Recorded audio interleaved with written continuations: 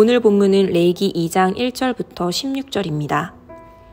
누구든지 소재의 예물을 여호와께 드리려거든 고운 가루로 예물을 삼아 그 위에 기름을 붓고 또 그 위에 유향을 놓아 아론의 자손 제사장들에게로 가져갈 것이요 제사장은 그 고운 가루 한 움큼과 기름과 그 모든 유향을 가져다가 기념물로 제단 위에서 불사를 지니 이는 화제라 여호와께 향기로운 냄새니라. 그 소재물에 남은 것은 아론과 그의 자손에게 돌릴지니 이는 여호와의 화제물 중에 지극히 거룩한 것이니라. 내가 화덕에 구운 것으로 소재의 예물을 드리려거든 고운 가루에 기름을 섞어 만든 무교병이나 기름을 바른 무교전병을 드릴 것이요 철판에 붙인 것으로 소재의 예물을 드리려거든 고운 가루에 누룩을 넣지 말고 기름을 섞어 조각으로 나누고 그 위에 기름을 부을지니 이는 소재니라. 내가 냄비의 것으로 소재를 드리려거든 고운 가루와 기름을 섞어 만들지니라. 너는 이것들로 만든 소재물을 여호와께로 가져다가 제사장에게 줄 것이요 제사장은 그것을 제단으로 가져가서 그 소재물 중에서 기념할 것을 가져다가 제단 위에서 불사를 지니 이는 화제라 여호와께 향기로운 냄새니라. 소재물에 남은 것은 아론과 그의 아들들에게 돌릴지니 이는 여호와의 화제물 중에 지극히 거룩한 것이니라. 너희가 여호와께 드리는 모든 소재물에는 누룩을 넣지 말지니 너희가 누룩이나 꿀을 여호와께 화제로 드려 사르지 못할지니라. 처음 익은 것으로는 그것을 여호와께 드릴지나 향기로운 냄새를 위하여는 제단에 올리지 말지며 내 모든 소재물에 소금을 치라. 내 하나님의 언약의 소금을 내 소재에 빼지 못할지니 내 모든 예물에 소금을 드릴지니라. 너는 첫 이삭의 소재를 여호와께 드리거든 첫 이삭을 볶아 찌은 것으로 내 소재를 삼되 그 위에 기름을 붓고 그 위에 유향을 더할지니 이는 소재니라.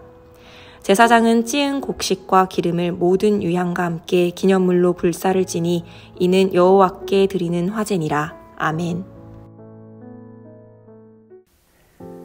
레위기 2장에는 소재에 대한 규례가 나옵니다.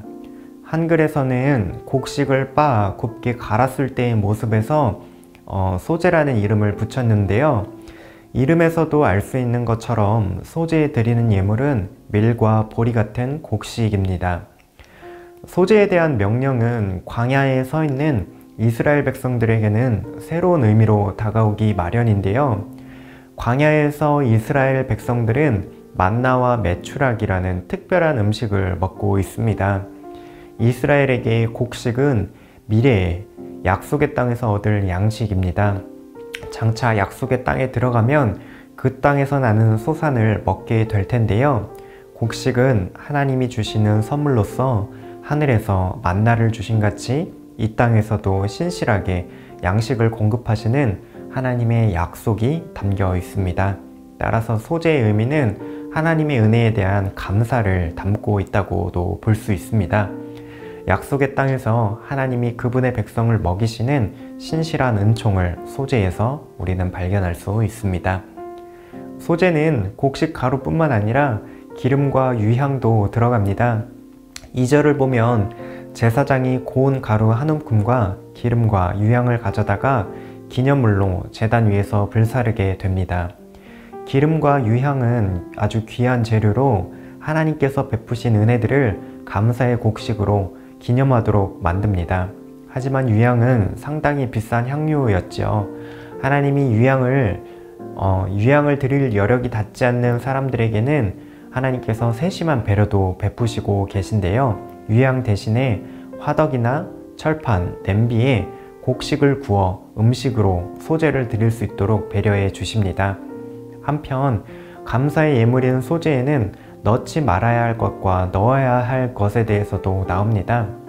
11절에 너희가 여호와께 드리는 모든 소재물에는 누룩을 넣지 말지니 너희가 누룩이나 꿀을 여호와께 화제로 드려 사르지 못할지니라.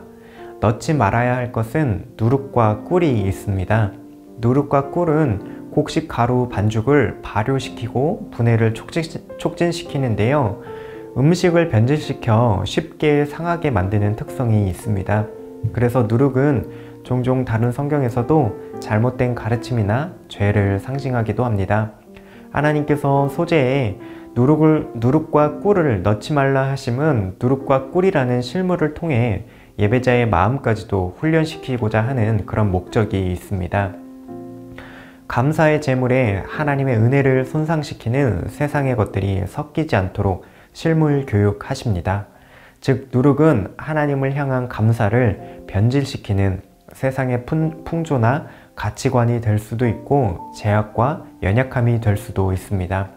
하나님을 향한 우리의 감사가 변질되지 않도록 우리의 마음과 생각을 세상 누룩으로부터 잘 지키는 성도 되어야 합니다.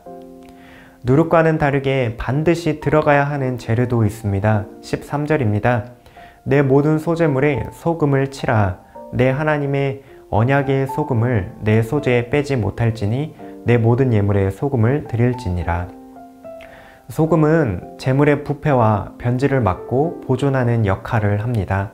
특히 13절에서는 소금을 두고 언약이라 하는 수식어가 함께 따르는 것을 주목해 볼 수 있는데요. 하나님께 받은 은혜와 그에 대한 감사가 변질되지 않도록 지켜주는 것, 바로 언약의 말씀입니다. 하나님은 그 신실하신 언약을 따라서 변하지 않고 한결같이 우리를 위해 행하시는 분이십니다. 이것이 우리를 향한 하나님의 사랑입니다. 하나님의 사랑에 반응하는 우리는 우리의 마음도 역시 언약의 소금을 뿌린 소재와 같아야 합니다. 우리의 마음을 언약의 말씀에 묶어두어 우리의 삶을 붙드시는 하나님을 바라볼 때에 우리의 감사는 어떠한 상황 속에서도 변치 않을 것입니다. 소재를 통해 하나님이 우리의 일상을 돌보시는 은혜, 일용할 양식을 베푸시는 그 은혜에 느낄 수 있습니다. 하나님이 베푸신 은혜에 우리는 감사로 반응할 수 있습니다. 하나님 주신 다함없는 은혜에 변질되지 않는 감사로 하나님을 영화롭게 하는 청년가족 되시기를 소망합니다. 함께 기도하시겠습니다. 하나님이 우리에게 주신 모든 것이 은혜입니다. 감사하는 성도 되게 하옵소서. 세상 누룩을 경계하고 언약의 말씀을 기억하며 우리의 마음을 지키게 하옵소서. 오늘도 하나님 주신 은혜로 인해 감사가 넘쳐나는 그런 하루 보내시면 좋겠습니다.